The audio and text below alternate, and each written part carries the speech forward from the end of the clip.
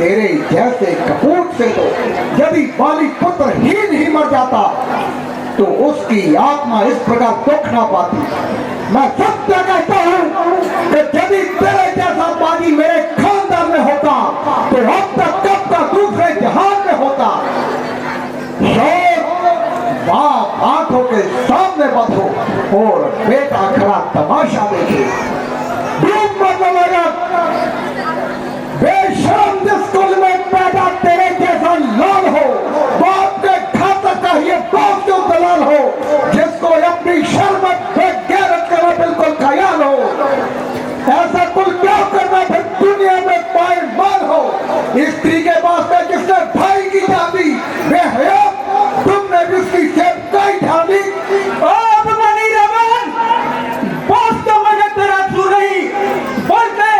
ईश्वर को अपने कुल संसार में रखना मंजूर नहीं। हानि के काल चक्कर में तेरी खोपड़ी पर पर्दा डाल दिया है और सोच विचार का तेरे भीतर से निकाल दिया है। शौक है मेरा जहां आना ही में पैदा हुआ, वक्त है बिस्मिल के मौत का पैदा हुआ। तेरी बातों से ही तेरा क्या पैदा हुआ, क्या पफिशन तेरे कुल में नहीं पैदा हुआ।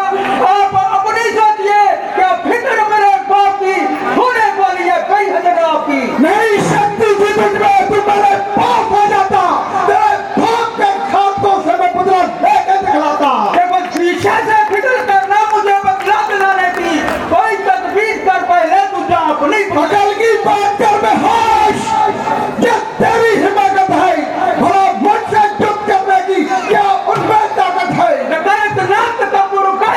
तो रोज पानी है तेरे से आला हो तुझे न कोई दूर हो, क्या मुफ्त में कान खाए हैं।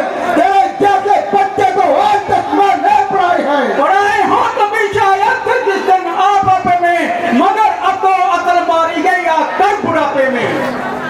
जवान को रागो जहाल क्या पट लगाई है। किसी अकलमंद ने तुझको कुछ अकल भी सिखाई है। अकल होती तो फिर क्या था, अकल दाई तो रोना है। बदौलत इस अकल के खाक तेरी लंकाने होना। क्या तुझको किसी ने कोई बुद्धि भी सिखाई है, या तुमने आज तक पशुओं में अपनी उम्र गवाई है। हाँ, अब ध्यान आया। कौन बुद्धि सिखाए, कौन पढ़ाए, कौन लिखाए। पिता का साया तो बचपन से ही सबसे ज्यादा रहा, और चाचा को क्या प्रयोजन, मैं तो तुझसे अपनी चाकरी करवाता रहा। और फिर चाचा भी कौन, सुग्रीव। बुद्धि का दुश्मन सुग्रीव। भला उसने तुम्हारी शिक्षा का बोझ कब अपने ऊपर लिया। और हाँ, उसे तेरे जैसा मुफ्त का नालायक दास अवश्य मिल गया, और जिसके भीतर से शर्म और लज्जा का अंश बिल्कुल निकल गया। अरे निर्लज्ज, अब भी अपने बाप की मौत को चाट कर और अपने आप को दुष्ट चाचा की गुलामी से आजाद कर। फिलहाल तुझको मैं अपने राज्य में एक प्रांत का सूबेदार नियुक्त कर दूंगा, और थोड़े ही दिनों में तेरे बाप और चाचा के खातों से तेरा बदला दिलाकर तुझे तुम्हारी राजधानी का मुख्तार नियुक्त कर दूंगा। अन्यथा समझ ले कि चाचा से जंग में तेरा काम तमाम हो गया, और तेरी जीवन भी बच गया, तो तमाम उम्र के लिए सुग्रीव का लाभ हो गया है। मैं तो बदतमीजी सही, किंतु बुद्धि ठिकाने आपकी नहीं। जो कोई गंभीर तथा उपयुक्त उत्तर देने की बजाय दूसरों के करके झगड़े छेड़ रहे हैं और व्यर्थ में गड़े मुद्दे कर रहे हैं। मेरे बाप ने जैसा व्यवहार अपने भाई के साथ किया वैसा फल पा लिया। मेरे लिए दोनों का दर्जा एक समान है, और चाचा की नौकरी अथवा गुलामी करने में मेरा कौन सा अपमान है। औरों के करके झगड़े ऐसा बनना छेड़ दूं, तुझको पढ़ाई क्यों पड़ी अपनी नवेल तू। अफसोस, सब अफसोस है। खुद फरामोश, मैंने इस कदर अपना सिर छपाया, लेकिन तेरी खोपड़ी में कुछ नहीं आया।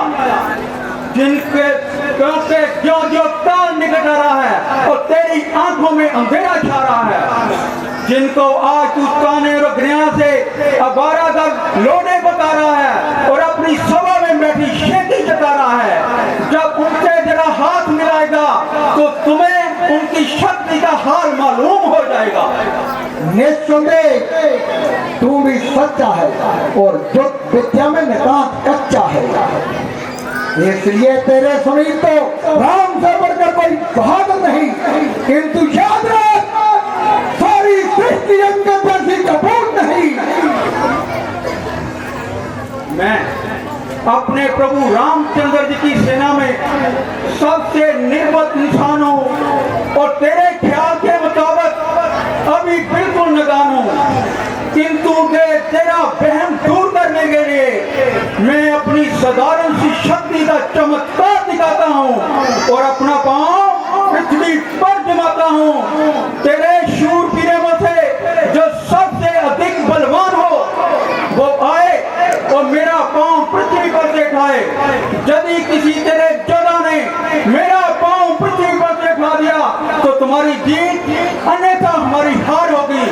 इसके विरुद्ध अवस्था में सीता माता को प्रभु श्री रामचंद्र जी के पास पहुंचाना और किसी प्रकार की हील हुज्जत ना हिलाना, क्यों है हिम्मत? हाँ हाँ, मुझे यह शर्त स्वीकार है। तो बुलाओ, देर करना बेकार है। देखना कहीं पीछे से पछताओ और अपनी शर्त से ही मुकर जाओ। तुम्हारा ये विचार बिल्कुल बाई हाथ है, मर्दों का प्राण प्राण के साथ है।